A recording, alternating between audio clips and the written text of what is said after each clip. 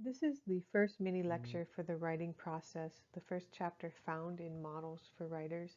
The information in this slide presentation refers to information you will find on pages 9 through 22 of the book. The first thing you need to do when you begin writing is to understand the assignment completely. This includes understanding the actual assignment itself, knowing your audience, choosing a subject area and then focusing on a topic, gathering ideas and collecting information. So first, you need to understand exactly what your assignment is. This means consider the reason you are writing. So some examples for why you might write include a teacher has assigned a task. That's what will happen in this class. However, when you move into the professional arena, perhaps a supervisor will ask you for information. Or if you're studying, your study group will want to share information. And eventually you may want to submit an article to a magazine or journal. These are just a few of the reasons why you might write an essay or longer passage. So the most relevant reason for writing in this class is that a teacher has assigned a task. So once you understand you are writing for a specific task for class, then you need to know the parameters, meaning the boundaries or limitations on the assignment. So in this case, this will actually be your first assignment for this class. You will write a comparison essay in which you compare and contrast the characteristics of similar structures. The essay should be 5 to 6 paragraphs in length with 5 to 8 well-written sentences in each paragraph. Now you know what the topic will basically be about. It will be a comparison of two things, and you know how much writing you need to produce. After you understand what your assignment is, you then have to consider who your audience is, who will be reading your work. If you are doing a classroom assignment, it will either be a teacher, maybe other students, but the teacher will be evaluating your work. In the workplace itself, it could be a supervisor.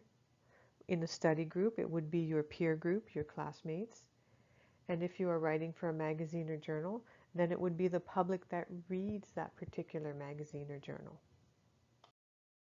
So since we have already decided that your writing task is a classroom assignment, a comparison essay, you know that it will be a teacher who will be reading and evaluating your work.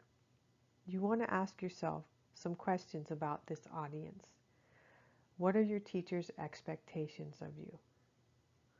What is her knowledge of the topic you will write about? What might catch her interest about the topic itself? There are other questions as well, but these will start you thinking about exactly who you are writing for. You have your task, you have your audience. Now it's time to choose a subject area and then focus on a topic. So you decide what you want to write about, and then you narrow the topic to fit the parameters of the assignment. And pages 11 and 12 of Models for Writers has a lot of good information and a good diagram on how to do this. In this case, we are writing a comparison essay. So you start out thinking, what do I want to compare? Well, if I were writing the essay as an educator, I would probably compare something in education. Maybe high schools versus universities. But that's a little broad. So I'm going to narrow it down, make it a little smaller, more manageable. A high school class versus a university class.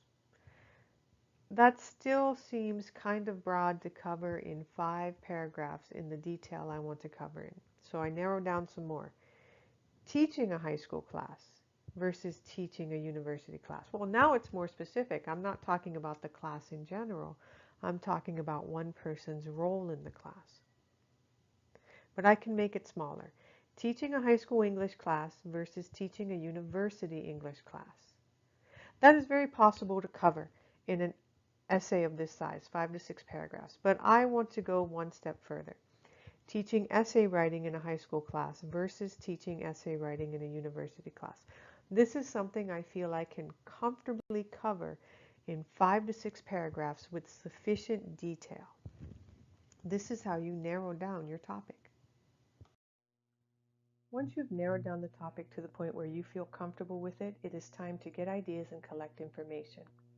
In order to do this effectively, ask yourself a few questions. What kind of information do you need? How much of this information do you already have or know? Where can you find information that you don't have or know? Let's take my topic as an example. Teaching essay writing in a high school class versus teaching essay writing in a university class. As I think about it, I would like to talk about the information provided about the structure of an essay, information on paragraph development, and information on appropriate vocabulary use. How might these areas be different in a high school class and a university class? So, I know the information that I need. How much of this information do I already have? Well, I've taught English level university classes, so I have my own experience to provide this information for the essay. However, I have not taught high school level classes, so this is the information I need to still get. So where can I get this information? One obvious place is online. I can go to a library or look in an English textbook, or I can interview high school English teachers and compare my methods with their methods. There is no one right way to gather information. It varies from writing piece to writing piece. So you really want to think about it before each topic that you write. The last thing we want to talk about in this part of the writing process is the thesis statement. The thesis statement is probably the most important sentence in your entire essay because it is the controlling idea of the entire essay.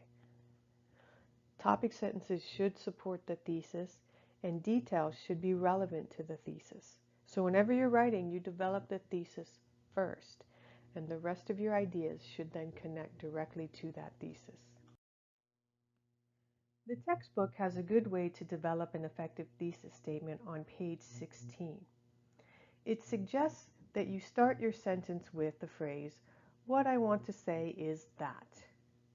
When you use this phrase, you think about the one essential point you want to communicate to your audience.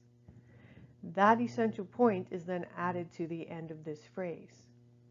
Then you erase the phrase and just use the point you came up with as your thesis. So let's see how this works. I'm thinking about essay writing in high school and university class. What I want to say is that essay instruction in a university class is more advanced than the instruction in a high school class. Once I've written that down, I simply cross out or erase the first part of the sentence, "what I want to say," and leave the rest. That is my thesis statement. Essay instruction in a university English class is more advanced than the instruction in a high school class. It's a simple process, although I admit it takes time to really think about what you want to communicate to your audience. So don't do this step quickly. Spend some time thinking about your thesis statement before you write it. Before you go, try to answer these questions. What are different elements of your writing assignment that you should understand before you write? How can you narrow down your topic to fit the parameters of the assignment? Why is the thesis statement so important in an essay? If you are unclear or not quite confident in any of your answers, please review this PowerPoint slide and read the pages in the textbook that correspond.